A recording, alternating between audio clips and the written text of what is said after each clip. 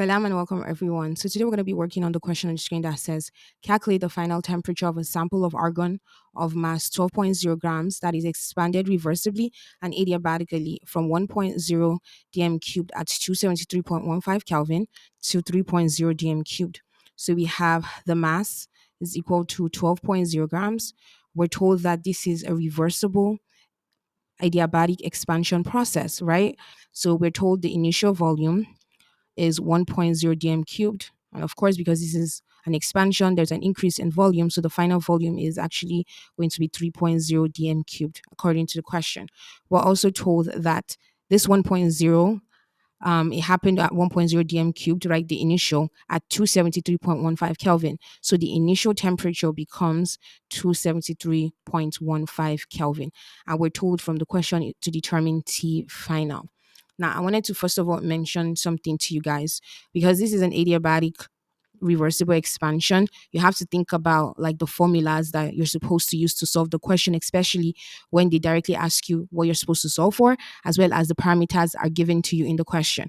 So generally, the formula, right, for the final temperature in an adiabatic reversible expansion process is T final, okay, equals T initial, okay, times V initial divided by V final. All of that information raised to the power of 1 over C. Sorry, raised to the power 2, 1 over C, making sure to understand that C is equal to the molar heat capacity at constant volume, okay, divided by the gas constant R. So that is how you determine C. So in this particular case, we're not necessarily given the molar heat capacity. Sorry, we're not given the value for the molar heat capacity, right? But we can always Google it and determine the molar heat capacity of argon, a monoatomic gas. The molar heat capacity for this question is CV, comma M, okay, equals 12.47 joules per mole Kelvin. So that is it. When you Google it, you're going to find that. Or there's like another formula for you to solve the molar heat capacity at constant volume. Is just going to be 3 over 2 times whatever the R is. So that's basically whatever is going to give you. So CV, comma M for a monoatomic gas like argon. Okay, a monoatomic gas is just 3 over 2 times 8.3145 joule per mole Kelvin. Like you can do that times the gas constant, right? You can do that, but you can just simply just Google the exact value. So anyone works. So in case you cannot like Google it like in an assignment, just use the 3 over 2 times R to get your molar heat capacity at constant volume. So that is what this equals. Anyways, moving forward, we have 12.47 joule per mole Kelvin. So determining what C is, now C is now going to be equal to 12.47 joule per mole Kelvin, okay, divided by 8.3145 joule per mole Kelvin. So of course you cancel out joule, mole Kelvin, mole Kelvin. So that would be C, okay, is going to equal 12.47 divided by 8.3145, which is just basically 1.5. So now we have that information written down. Now we have the value for C. So what we have to do is just simply substitute, right? We're going to substitute the V initial, the V final, the T initial, and the C value. So substituting, what's going on? So substituting, we have T final equals T initial is just basically 273.15 Kelvin. Okay, that's T initial times V initial, that would be 1.0 dm cubed divided by V final, 3.0 dm cubed. All of that information or raised to the power of 1 over 1.5. So next, since we have similar volume units, all we have to do is just basically cancel out the volume. So we cancel out dm cubed and dm cubed. So what you end up with is just rewriting the information with the units cancel. We have T final, okay, equals 273, okay, 0.15 Kelvin, okay, times 1 over 3, okay, raised to the power of 1 over 1.5. So that's basically what you do.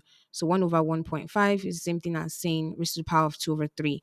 So basically, right, 1 over 1.5 is the same thing as raised to the power of 2 over 3. So I'm just like rewriting that for you. So when you have this information, then you can just say T final equals 273.15 Kelvin, right? 1 over 3 raised to the power of 1 over 1.5. You can input this part of the information in the calculator to get 0.5 487, okay, 4 9. So that's basically it. So T final equals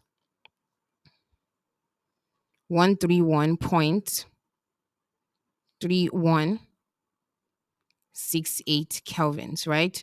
So, of course, since this is a temperature question, we're just going to answer this question in two decimal places because our information has given us this initial temperature value to be in two decimal places. So that would be T final is equal to 131, okay, 0.32 kelvins. It's also possible, right, in this particular question that you can just like work to the closest number of significant figures that you have. So that would be you putting this information basically in two sig figs, and that would look like this. T final is equal to 1.3 times 10 raised to the power of 2 kelvins. So this could also be your answer based on whatever you're given and like whatever method you use. Just make sure to write this information here is two decimal places, and then here is just two significant figures. So that's basically the answer to the question. If you have any questions, concerns, and suggestions, please put in the comment section.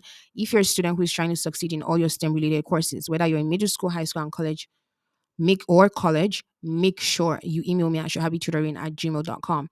I help students who want to succeed and be the best version of themselves succeed by them utilizing my services. There are tutoring, mentoring services available for students across middle school, high school, and college levels. So if you have any questions, please just don't forget to email me at shahabitutoring@gmail.com. I wish you all the very best. Assalamu alaikum wa rahmatullahi wa barakatuh.